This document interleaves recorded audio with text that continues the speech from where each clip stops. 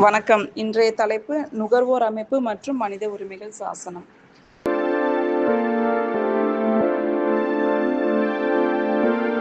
நுகர்வோர் அமைப்பு என்பது பொருட்களின் தரம், விலை மற்றும் சேவைகளில் ஏற்படும் குறைகளில் இருந்து வாடிக்கையாளர்களை பாதுகாக்கவும் அவர்களின் உரிமைகளை நிலைநாட்டவும் உதவி பெறும் அமைப்பாகும். இதன் முக்கிய செயல்பாடுகள் விழிப்புணர்வு, ஆலோசனை மற்றும் புகார் நிவர்த்தி ஆகும்.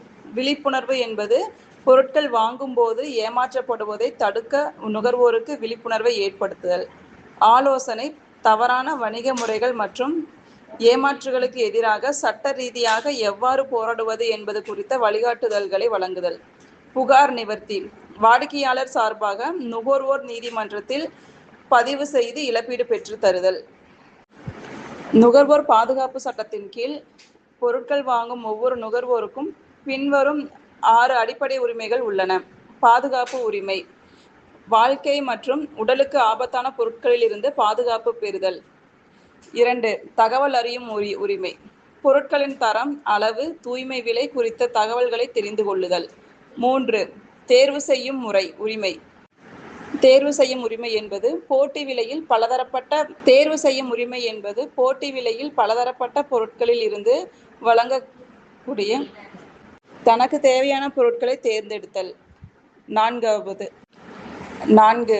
கருத்து தெரிவிக்கும் உரிமை, நுகர்வோரின் நலன் சார்ந்த விஷயங்களில் உரிய மன்றங்களில் குரல் கொடுத்தல். 5. குறை தீர்க்கும் உரிமை, நியாயமற்ற வர்த்தகம் அல்லது சுரண்டல்கள் மூலம் ஏற்படும் இழப்பீடுகளுக்கு எதிராக தீர்வு காணுதல். 6. நுகர்வோர் கல்வி உரிமை, அறிவுள்ள நுகர்வோராக மாறுவதற்கு தேவையான அனைத்து தகவல்களையும் அறிந்து கொள்ளுதல் ஆகியவை ஆகும். மனித உரிமைகள். மனித உரிமைகள் என்றால் என்ன? இன, பாலின, தேசிய, இனக்குழு, மொழி, மதம் அல்லது வேறு தகுதி அடிப்படையை பொறுத்து மாறுபடாமல் மனிதர்களாக பிறக்கும் அனைவருக்கும் மரபாக இருக்கும் உரிமையே மனித உரிமை ஆகும். எவர் ஒருவருக்கும் இந்த உரிமையை வழங்குவதில் பாரபட்சம் காட்டக்கூடாது. மனித உரிமை நாள் ஒவ்வொரு வருடமும் டிசம்பர் 10ஆம் நாள் கொண்டாடப்படுகிறது.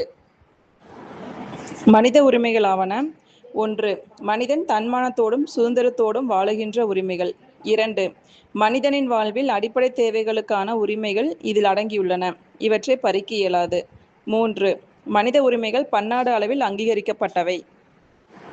இந்தியாவில் மனித உரிமைகள் பாதுகாப்பு சட்டத்தின் கீழ் 1993ஆம் ஆண்டு அக்டோபர் 12ஆம் நாள் அமைக்கப்பட்டது தேசிய மனித உரிமைகள் ஆணையம். இது ஒரு தன்னாட்சி அமைப்பாகும். இவ்வமைப்பு ஒரு தலைவரையும் சில உறுப்பினர்களையும் கொண்டுள்ளது. இந்திய அரசியலமைப்பு சட்டம் மற்றும் சர்வதேச உடன்படிக்கையில் உத்தரவாதம் தரப்பட்டுள்ள ஒரு தனி மனிதனின் வாழ்வு, சுதந்திரம், சமத்துவம் மற்றும் கண்ணியம் ஆகியவற்றை பாதுகாக்கவும் மேம்படுத்தவும் தேசிய மனித உரிமைகள் ஆணையம் பொறுப்பேற்கிறது.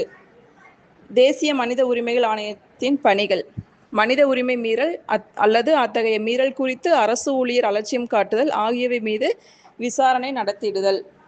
மனித உரிமை மீறல் வழக்குகளில் தன்னை இணைத்துக் கொள்ளுதல். மனித உரிமைகள் குறித்த ஆராய்ச்சிகளை மேற்கொள்ளுதல் மற்றும் ஊக்குவித்தல். சமூகத்தின் பல்வேறு பிரிவினரிடையே மனித உரிமை கல்வியை பரப்புதல். மனித உரிமை துறையில் பணியாற்றும் அரசு சாரா அமைப்புகள் மற்றும் நிறுவனங்கள் ஆகியவற்றின் முயற்சிகளை ஊக்குவித்தல். மாநில மனித உரிமைகள் ஆணையத்தின் பணிகள்: மாநில பட்டியல், பொதுப்பட்டியல் ஆகியனவற்றில் குறிப்பிடப்பட்டுள்ள அம்சங்கள் குறித்தான மனித உரிமை மீறல்களை விசாரித்தல். இதன் நோக்கங்களும் பணிகளும் தேசிய மனித உரிமைகள் ஆணையத்தை போன்றே உள்ளன, ஆனால் மாநில எல்லைக்குட்பட்டதாகும். இவ்வாணையத்தில் ஒரு தலைவரும் 2 உறுப்பினர்களும் உள்ளனர். இவ்வாணையத்திற்கு உரிமையியல் நீதிமன்றத்திற்கு இணையான அதிகாரம் உண்டு. எனவே தொடுக்கப்படும் வழக்குகள் அல்லது தானாக முன்வந்து தொடுக்கும் வழக்குகளை விசாரித்து தீர்ப்பளிக்கலாம். பாதிக்கப்பட்டவர்களுக்கு இழப்பீடுகள் வழங்க பரிந்துரைகளும் செய்யலாம். நன்றி.